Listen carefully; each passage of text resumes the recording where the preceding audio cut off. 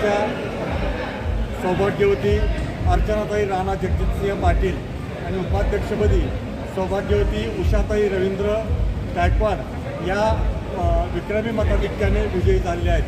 खरं तर धाराशिव जिल्हा परिषदेवर भाजपाचा अध्यक्ष इतिहासात पहिल्यांदाच आज होतो आहे आणि याचं श्रेय कोणाला असेल तर महायुतीच्या सर्व नेत्यांना आहे, महायुतीच्या सर्व कार्यकर्त्यांना आहे आणि मुख्यमंत्री माननीय देवेंद्रजी फडणवीस, उपमुख्यमंत्री माननीय एकनाथजी शिंदे आणि उपमुख्यमंत्री माननीय सुनेत्राताई पवार यांना याचं श्रेय आहे।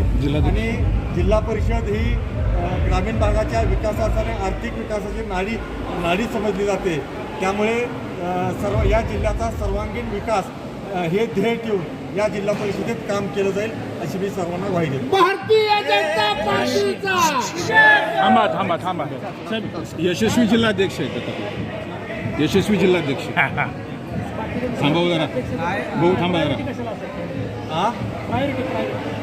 या जिल्ह्याच्या सर्वांगीण विकासासाठी जिल्हा परिषदेत आणि शासनाचा, केंद्र शासनाच्या विविध योजनांच्या माध्यमातून या जिल्ह्याचा सर्वांगीण विकास करण्यासाठी प्राधान्य दिलं जाईल।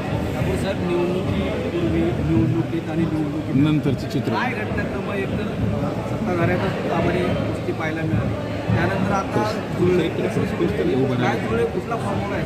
खरं तर महायुतीच्या नेत्यांनी घेतलेला हा निर्णय माननीय देवेंद्रजी फडणवीस साहेब, माननीय एकनाथजी शिंदे साहेब आणि माननीय सुनेत्राताई पवार यांच्या आदेशाने हा महायुतीचा निर्णय झालेला आहे।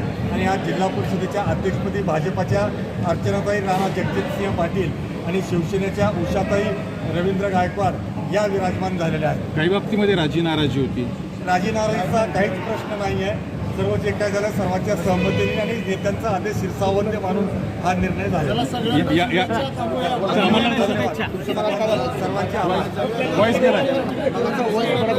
भाऊ तुम्हाला बोलायचे वॉइस दत्ता भाऊ घ्या पहिलं साहेब, ते राहिलं बघा यशस्वी जिल्हाध्यक्ष म्हणलेच नाही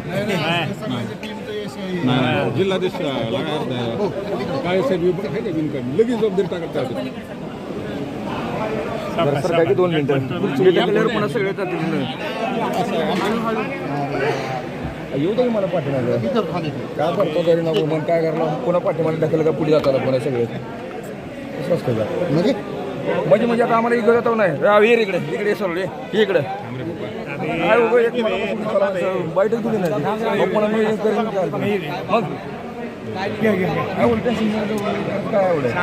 काय एवढं भारतीय जनता पार्टीच्या इतिहासामध्ये पहिल्यांदा अर्चनाताईच्या रूपानं या जिल्हा परिषदेचं अध्यक्षपद भारतीय जनता पार्टीकडे आलं आहे। खरं तर माझ्यासारख्या कार्यकर्त्याला याच्यापेक्षा मोठा आनंद असू शकत नाही आणि मला काम करताना नेहमीकरता असं वाटायचं की हा कार्यकर्ता म्हणून या जिल्ह्यामध्ये काम करताना या जिल्ह्यामध्ये भारतीय जनता पार्टी सर्व स्थानिक स्वराज्य संस्थेत आणि सर्वत्र लोकप्रतिनिधी पाठवून त्या सभागृहामध्ये भाजपचे कार्यकर्ते नेते त्याचं प्रतिनिधित्व करतील। मला वाटतं की आजच्या दिवसा एवढा सुवर्ण दिन भाजपच्या इतिहासात आत्तापर्यंत मी कधी पाहिलेला नाही। काय नेमका अजेंडा काय असणार, काय युतीचं महायुतीचा फॉर्म्युला कसा बांधला गेला?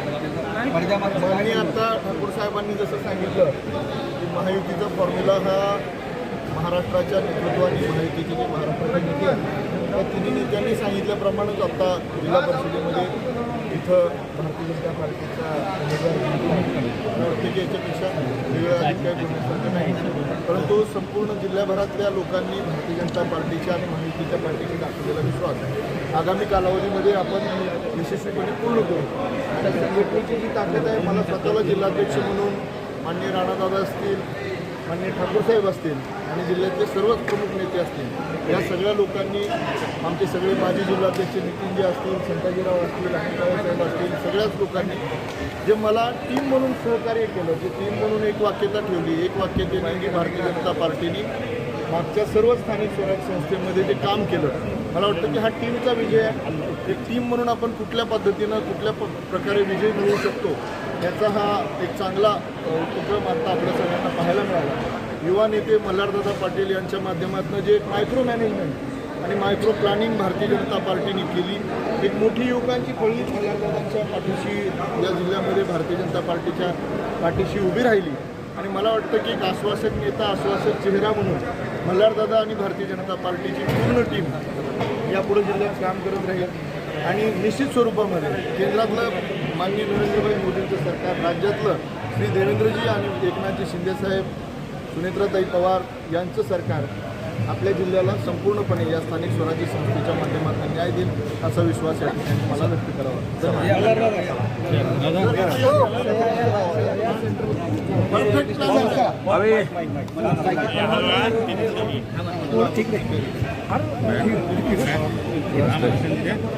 विचारायचं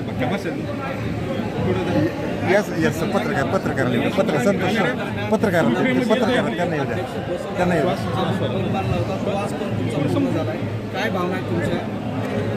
नगर परिषदेच्या विजयानंतर जिल्ह्यातील भारतीय जनता पक्षाच्या प्रत्येक कार्यकर्त्याची मनापासून इच्छा होती की भारतीय जनता पक्षाचा अध्यक्ष हा आपल्या जिल्हा परिषदेमध्ये विराजमान व्हावा. आज महादेवाच्या आशीर्वादानं, देवाभाऊंच्या, आदरणीय शिंदेसाहेब, आदरणीय सुनेत्राजींच्या पाठिंब्याने आणि आदरणीय बावनकुळे साहेब, रवी चव्हाण साहेब, आदरणीय राणादादा, ठाकूर साहेब, बसवराज पाटील साहेब आणि आमचे कर्तव्यगार जिल्हाध्यक्ष आदरणीय दत्ताभाऊ आज महायुतीची सत्ता जिल्हा परिषदेत आलेली आहे आणि जिल्हा परिषदेचा अध्यक्ष हा भारतीय जनता पक्षाचा विराजमान झालेला आहे. तुम्ही एक आव्हान दिलं होतं, ते आव्हान पूर्ण झालं. दुसरं आव्हान कुठलं असणार आहे?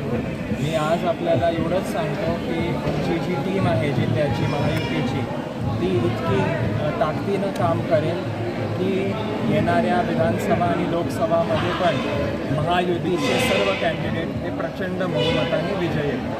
पुढचं काय निवडणुकीचं टार्गेट? पुढची निवडणूक कुठली असणार? सांगितलं विधानसभा वगैरे सांगितलं ना, माहिती सांगितलं ना. परिषद आहे ना.